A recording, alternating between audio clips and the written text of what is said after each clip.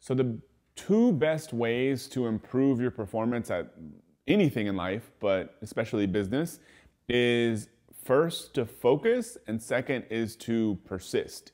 I believe that if you can do those two things, then you can accomplish almost anything. At some point I had this kind of epiphany when I was thinking about, Michael Jordan being, I guess a lot of people have said the best basketball player ever.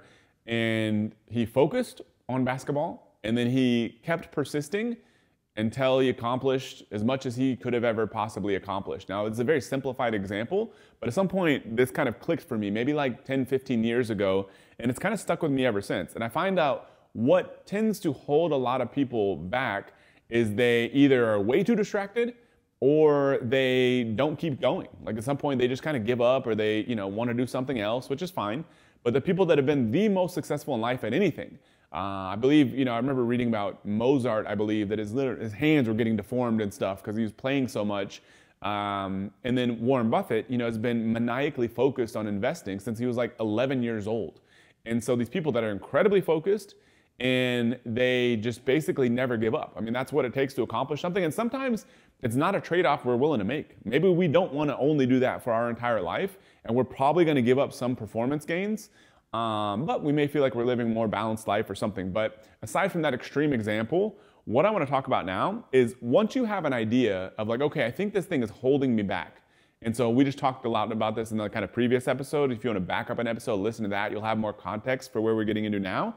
But once you have an idea of like, okay, this is probably the issue or this is the thing that's holding me back, then you've got to put all of your attention in that one thing until it's fixed.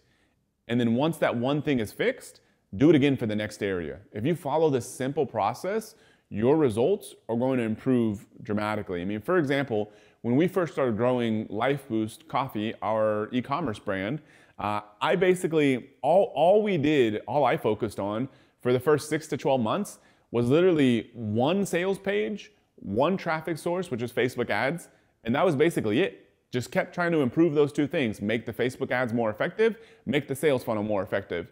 And that was it. Did almost nothing else for the first half a year to a year. Put all the attention there. Once that was dialed in and we almost couldn't improve it anymore, like kept trying to improve conversion rate and stuff, but it was just squeezing out tiny little gains that weren't that interesting. Then we moved on to other stuff, for better or worse. I mean, to be honest, like right now, I'm thinking about putting my focus again on that one thing. If I had stayed focused on that for 2 more years, who knows what we could have accomplished. But either way, and so giving you the idea of the power of this level of focus, that's all I did for the first 6 to 12 months. For example, as another example, right now in one of my businesses, we've kind of uncovered a breakthrough ourselves that we were not expecting. And so I can't talk a ton about this because there's a lot of people involved and stuff, but basically putting all of my attention into this right now, as far as that company is concerned, literally just refunded $240,000 to clients that we had brought on to do some work for them because I believe that was going to be a distraction from taking advantage of this one opportunity. Gave back basically $250,000 in cash to these people that had just paid us, and we were not obligated to give this money back. We had to do the work for them. But it was because I believe in the power of sort of doubling down on the biggest opportunities and being willing to get rid of everything else. And so I think the kind of process here is first, determine what's holding you back. Like what is the biggest area of opportunity for yourself or the biggest problem you need to fix? Then determine the critical path. I think a lot of people kind of overcomplicate what it's going to take to solve a problem because they try to do 52 different things at once. Find out like what are the simplest few steps you could take to solve that problem.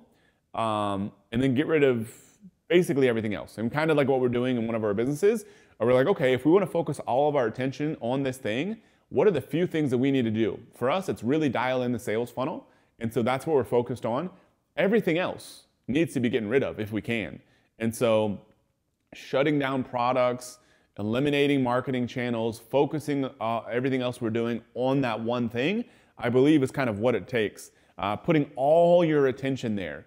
I think is going to get you the results that you're after rather than trying to improve 100 different things at once, trying to launch new businesses, new products, new marketing campaigns. I mean, there's a guy that I've talked about quite a bit here on this show is that he was looking to grow his business from basically 2 million to 10 million. And he asked me, hey, Matt, if you were in my shoes, what would you do to get this business to 10 million a year? I thought about it for a little while, asked him some questions. I'd already been talking to him quite a bit, so I had an idea where he was at. And we found out that if he just launched new products using the same marketing systems that he already had, he could probably get his business there.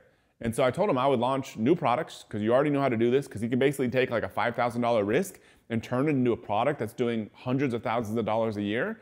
It's like I would start there, and then at the same time, I'd probably be looking for, take some of those kind of base hit sort of products, and then also look for like one that could be like a big winner that could literally double your entire business with one product. So I would do both of those things. For him, he didn't need any new marketing channels. He didn't need any new businesses. He didn't need a new brand.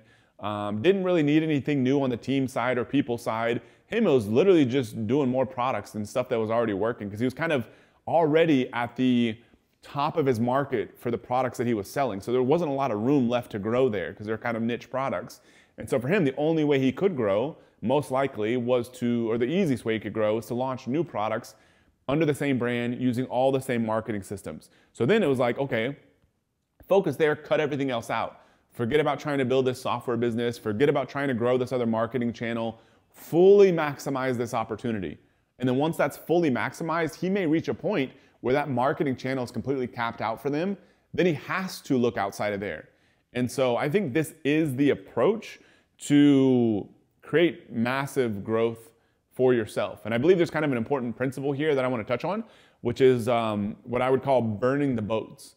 Meaning, try to, if you know that something is where you need to put your attention, when it comes to eliminating other stuff that probably should not be taking up your mental space or time or energy, completely get rid of it to the point where you can't go back.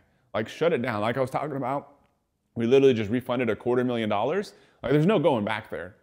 We gave the money back. So we're not kind of like half-assing our way in there of like, oh, let's just kind of like keep kind of, you know, working with these people over the next few months. I mean, because we had another option there where we could have just refunded the most problematic of the clients and then made our lives somewhat simpler by just focusing on the ones that we thought would be easier. But I'm like, then we're just going to keep dragging this thing out for the next few months.